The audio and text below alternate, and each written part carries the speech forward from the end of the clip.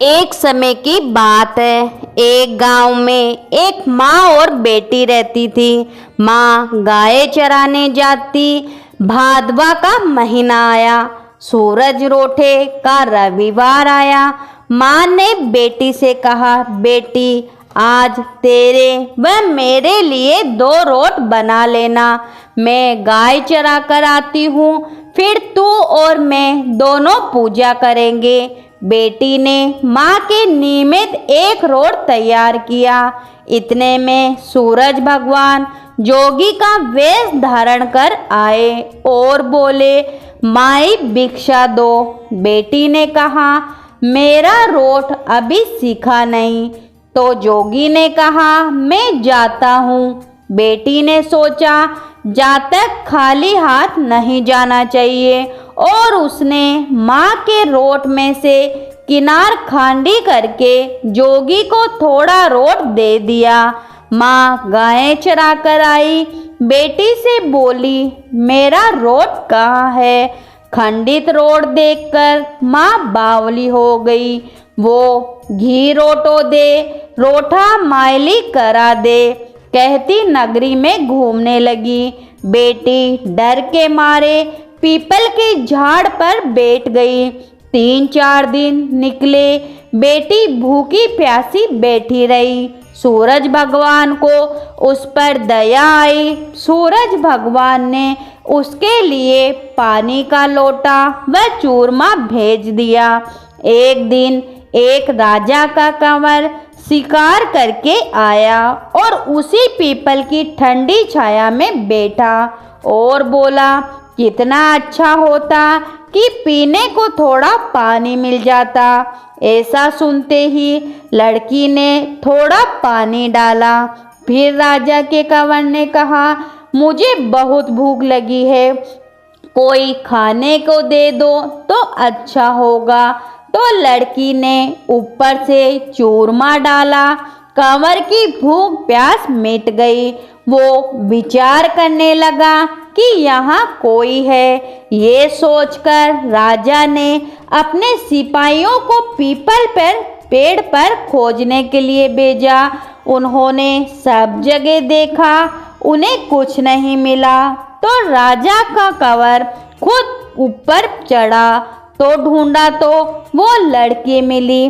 राजकुमार ने कहा, तुम कौन हो? तब लड़की ने अपनी कहानी सुनाई। राजा के कंवर ने कहा, मेरे साथ शादी करेगी? तो लड़की बोली, आप तो नगरी के राजा हो, मैं तो गरीब व अनाथ लड़की हूँ, मेरे कोई नहीं है। राजा जी नहीं माने। गाजे बाजे के साथ उस कन्या से विवाह करके घर ले आए। बहुत दिन बीते। एक दिन माँ घूमती घूमती महल के बाहर पहुँच गई और आवाज देने लगी, घी रोटो दो, घी रोटा मायली का रोट दे। बेटी छत पे खड़ी देख रही थी। रानी ने सिपाहियों को भेजकर माँ को बुलाया और एक कमरे में ठहराया। कमरा बंद कर दिया। एक दिन राजा जी ने सारी चाबियां मांगी। रानी ने 6 कमरे की चाबियां दी, पर 7वें कमरे की चाबी नहीं दी। राजा ने जिद करके 7वें कमरे की चाबी लाकर 7वां कमरा खोला तो आगे सोने की शिला देखी। राजा ने रानी से पूछा, ये क्या है? रानी ने कहा, ये मेरे पीहर की बेट है। राजा बोले, हमको आपका पीहर देखना है।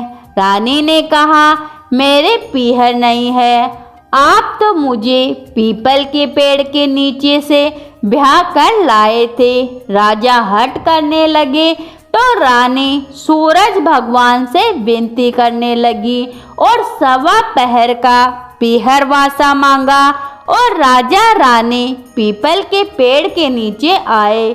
वहाँ सारा कुटुंब था। कोई कहे मौसा जी आए हैं, कोई कहे जीजा जी आए हैं, तो कोई कहे फूफा जी आए हैं। राजा रानी का अच्छा सत्कार किया। राजा को परिवार देखकर बहुत आनंद हुआ। एक पहर पूरा हुआ, रानी घर चलने के लिए कहने लगी। राजा बोला, इतना बढ़िया ससुराल इतनी जल्दी नहीं छूटेगा। अब तो रानी कुंवर के चिकोटी काटने लगी, उसे रुलाने लगी और कहा, मेरे तो कुंवर रो रहा है, आप राजा जी जल्दी चलो। राजा रानी को पीहर वालों ने खूब दिया और खुशी खुशी विदा किया।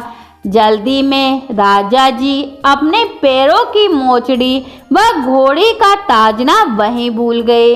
आगे थोड़ी देर जाते ही राजा को याद आई तो सिपाहियों से कहा, रथ वापस घुमाओ, मेरी घोड़ी का ताजना और पैरों की मोचड़ी वहीं रह गई है। रानी कहने लगी, इतनी सी चीज के लिए पीछे वापस क्यों जाते हो? इतना धन उन्होंने दिया है। राजा ने एक न सुनी, पीपल के नीचे गए और वहां देखा राजा जी का सामान पड़ा है, पत्ते उड़ रहे हैं पर कोई परिवार वैभव नहीं है। राजा बोले, रानी ये सब क्या है? रानी बोली, मैंने सूरज भगवान से 1.25 पहर का पीहर वासा मांगा। मेरी तो एक माँ थी जिसका रोटा खंडित होने से वो पागल हो गई। घूमते घूमते महल के नीचे आई तो मैंने उसे बुलाकर कमरे में बंद कर दिया। उसकी सोने की शिला हो गई। इतना सुनते ही राजा ने नगर में ढिंडोरा पिटवाया कि भादवे के महीने में कोई से भी रविवार को पीहर वासे के लिए सूरज भगवान का व्रत करे। जैसे सूरज भगवान ने उसे पर प्रसन्न होकर 1.25 पहर का उसे पीहर वासा दिया, वैसे कहानी सुनने वाले, हुकारा भरने वाले सबकी सूरज भगवान मनोकामना पूरी करे। तो बोलो सूरज भगवान की जय हो।